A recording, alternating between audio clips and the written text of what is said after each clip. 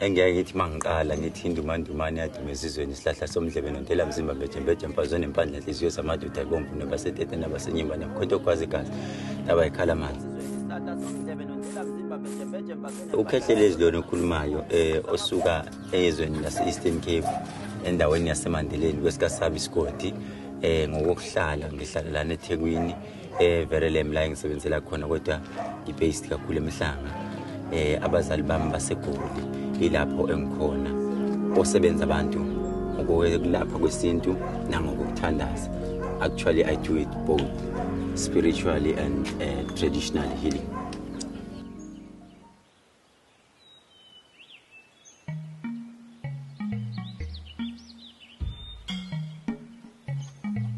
Siyazwa ngithi yabo umuntu omlandela nje uyilanga phakathi lo osemva kwakhe lo omlandelayo njengoba kuzoqala uzenda umbuthumbu uyazi umile uhleli lapho kuhle khona uma ulinde ukuthi mayiphuma lo uzenda uyaphuthuma uzohlamba izandla uyangena. Kukhona into ehamba ivaleka kodwa qobo kuvaleka ngisho nesimo sento ngathi inhlanhla into ngathi imali wathi uMongcwele namanje ungaze kuyobheda kuze kuyobheda into zakho phansi kodwa esimeni sasemshadweni. Kukhona impi ekhona phakathi kwakho nabazali bakho wathi uMongcwele abazali bakho abakufuni samthangathi umntwana kodwa qobo ngihamba ugxekwa kuyo yonke into othi uyenza. Yathi inkulumo yasezwini namanje mawuqala uthona nawe uhlanganisa into ngathi amatoka wahlangana wathi umoya bezincele lento izoku-affect izoku-affecta nakuma relationships akho. I discovered that when I was 11, I think I was 11 years old. By that time I was in Eastern Cape. Then I had to move to Joburg. I went to Zimbabwe for my rituals of Uthwasa.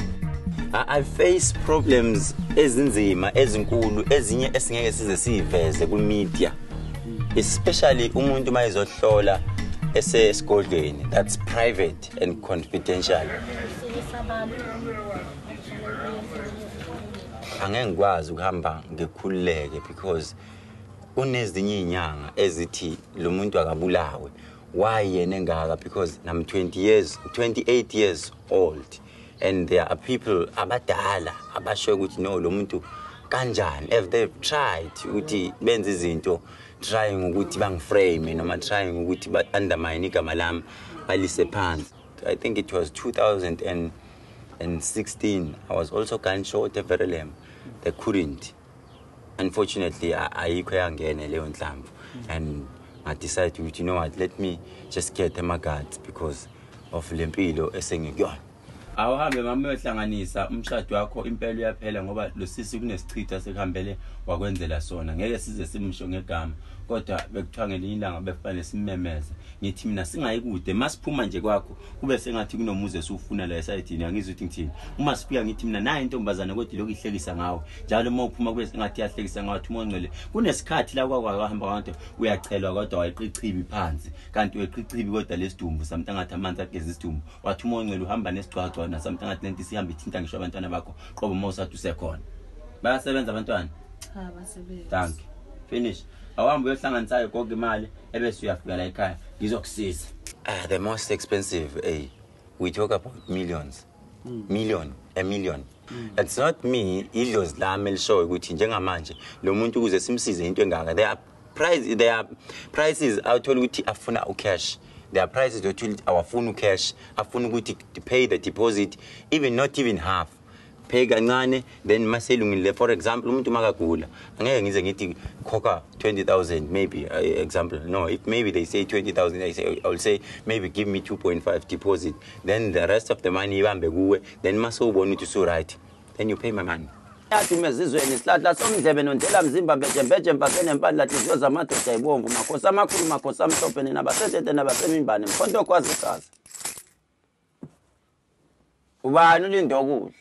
Ulindo ingane yampela yona le egulayo. Uima ungangichazeli baba. Uthi umoya engcwele uma sichitha amathambo phansi kuvela ulindo oqala ulindo kuhle. Wathi umoya engcwele kukhona ukufa okuzohamba kube sengathi kuyahlasela phakathi ekhaya ngathi mina kuhlasela abantu wathi umoya engcwele lo mntwana uzawudlula ekhaya uyangizwa ukuthi ngithini ngoba namanje izinto azenzeke esimeni sasekhaya ngathi yendaba zingenzeke kwathi uMongcwele labantwana abaphasi ngisho nasesikolweni uyangizwa ukuthi ngithini lathi ikhwezi lezulu namanje kukhona ifele imnyama elizungezakho kube sengathi nomntwana ngabe sithi nulele phansi ahambe kodwa qobo kube sengathi namanje uzohamba hambe kube sengathi nomqondo wakho uyamshiya yathi inkulumo yasezulwini ikhona into okufanele kube sengathi siyayikhulekisa kakhulu baba sesiyoyikhulekisa nakuwe qobo mbamba ngoba namanje imizwa yakho ayisafuna ukusebenza kahle ngathi inkosi yamakhosi yini indaba yathi inkulumo yasezulwini ikhona into kade kufanele kube sengathi siyayibamba siyayinyakazisa ngoba wena sebakuthwebula inhlanhla yakho qobo inhlanhla isekho imali kodwa ayisabambeki kuwena ngoba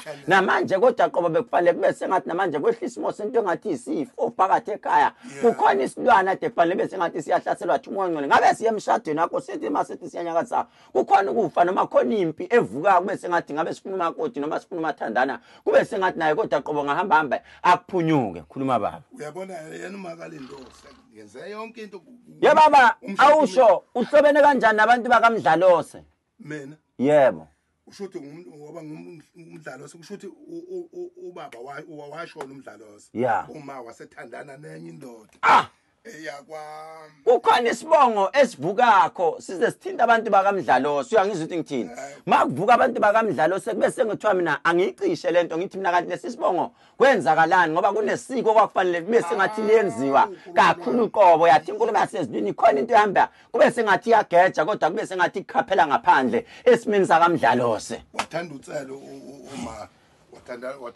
wathanda indoda yaNtsele wangizala kwaNtsele ngibiza uMdlalose nje manje angithi no baba bawu2 mina kwaMdlalose ngiyena kwaMdlalose ngwakwaNtsele manje ngokuthi uma kuthiwa uma wakho ushadile lapho ayishade nobaba wakho lo washona fanele ngibize ngoba ngibiza uMdlalose uyibeke konke baba awungathi uthi uMongcwele ngihlushwa into eyisilwane baba ehluphe ekhaya noma ehluphe ebusuku manithi nani niyolala wathi uMongcwele kunento eyisilwane egijimayo kube sengathi namanje mayigijima egcekeni kodwa abantu bangaphambana bodwa kube sengathi baxabane bodwa yathi inkulumo yasezulwini usucabanga nokulishiya leli khaya uze uthi kanti ngenzani yathi inkulumo yasezulwini ikhonto njalo fanele siyikhulekise baba ngiyayiphatha imali ngiyakula enzeka yonke into emsebenzini angithandwa umuntu nginesinyama nje